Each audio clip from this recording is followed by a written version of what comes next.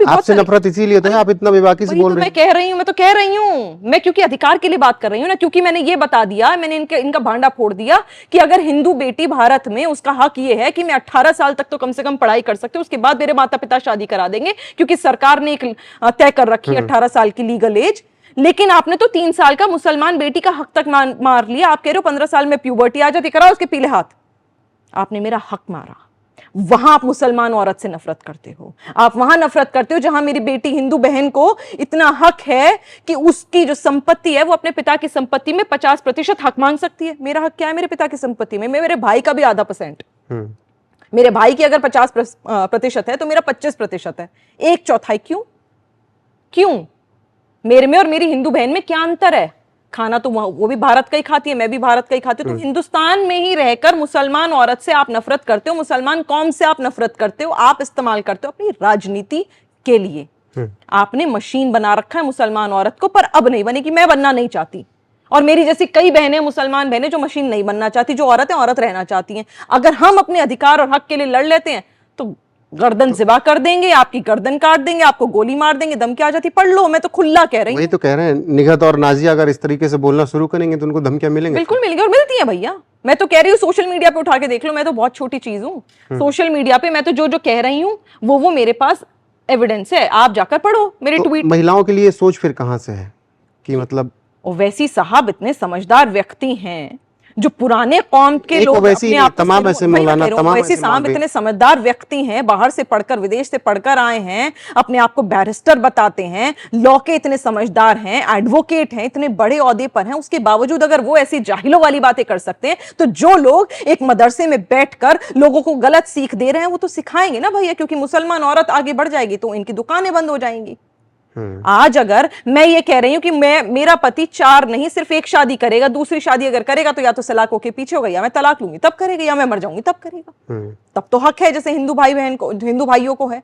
तो मुझे बताओ, अगर आज मैं अपने हक की लड़ाई कर रही हूं तो आपको दिक्कत क्या है? ना ये सिर्फ अपनी बीवियों से नफरत नहीं करते, ये अपनी माताओं से, अपनी बहनों से, अपनी बेटियों से भी नफरत करते हैं। क्योंकि अगर अपने घर की किसी भी औरत से ये प्यार करते हैं ना, तो इस प्रकार की नाजायज बातों को ये बढ़ावा नहीं देते। ये लोग आज नहीं, बहुत अरसे से इस प्रकार की, जो मैं कहूंगी तकियानुसी बातें हैं, जो छोटी बातें हैं, जो गिरगिट जैसी हरकतें ये करते आ रहे हैं। और सबसे बड़ा दुख क्या, देखिए पांडे जी, क्या होता है ना, उसे तो आप जगाओगे जो सो रहा है, जिसे नींद आ रही है, जो वाकई नींद के नशे में जो सो रहा है, तो आप उसे 1 बार उठाइएगा, 10 बार, तीसरी बार आप झटका दीजिएगा कि जाइए उठिए। पर जो आंखें बंद करके नाटक कर रहा है सोने का, उसको कैसे उठाइएगा? 100 बार हिला लीजिए, वो जगेगा ही नहीं। वो तो नाटक कर रहा है, उसे तो सोने का नाटक करना ही है। एक कमी है, बहुत बड़ी बात बोलूंगी, और ये रियलिटी है, और ये बड़ा फोकस करके आप अपनी वीडियो में दिखाइएगा, क्योंकि मेरी बहनों को सुनने की जरूरत है। ये किन औरतों पे अपना हक जमा पाते हैं और किन औरतों पे अपने आप को कह पाते कि हाँ, जो ये है ना, जो दबा पाते हैं, ये वही औरतें जो अपने आप को सेकंड मान चुकी हैं कि अगर हम अपने शौहर की, अपने भाई की, अपने पिता की बात नहीं सुनेंगे, भले वो नाजायज भी है, तो हम दोज़ख के आग में जलेंगे, हमें अल्लाह सजा देगा, हम अल्लाह के दीन से अलग हो जाएंगे। यकीन मानिएगा, ये आदमी नहीं है, ये मुसलमान औरत है जो अपने आप को दबने दे रही है। एक बार खड़े होकर तो देखिए, एक बार अपने हक की लड़ाई लड़कर तो देखिए। जब आप लड़ना ही नहीं चाहते तो आपके साथ कोई खड़ा नहीं हो पाएगा।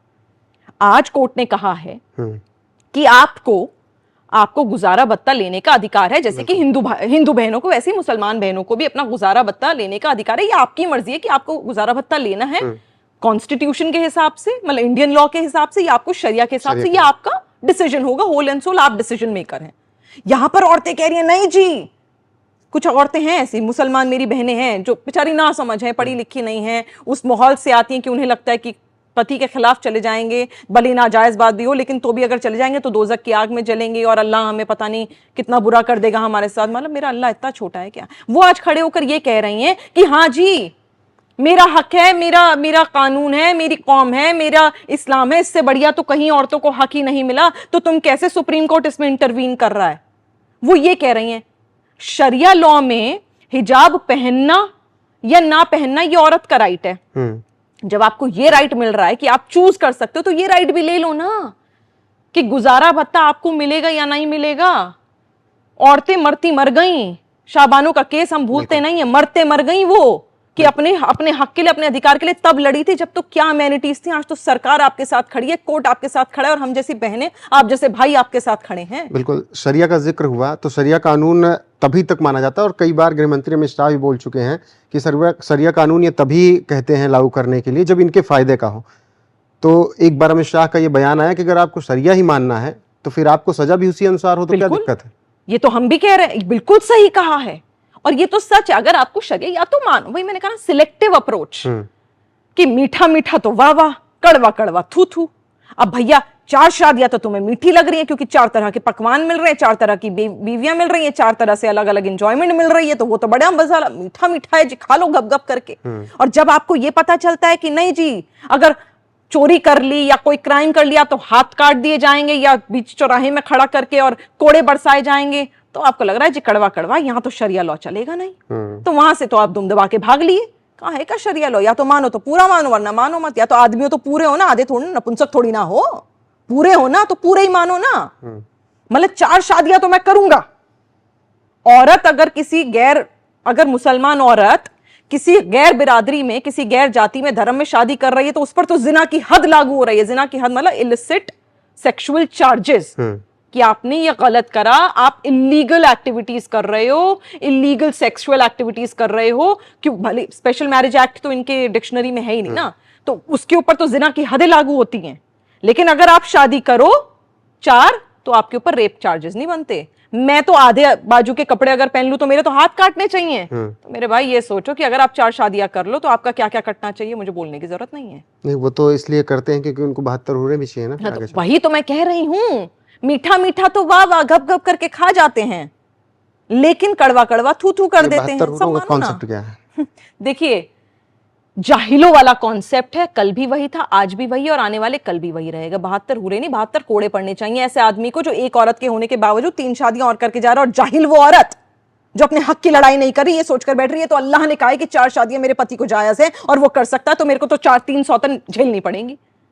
तुमसे बड़ा जाहिल कोई नहीं है कि अगर तुम्हारे हाथ पैर मुंह जुबान आंख नाक कान होने के बावजूद, सरकार और कोर्ट तुम्हारे साथ होने के बावजूद अगर तुम लड़ नहीं रही ना, तो अपनी हालत की तुम खुद जिम्मेदार हो और अपनी औलाद की परवरिश की तुम खुद जिम्मेदार हो।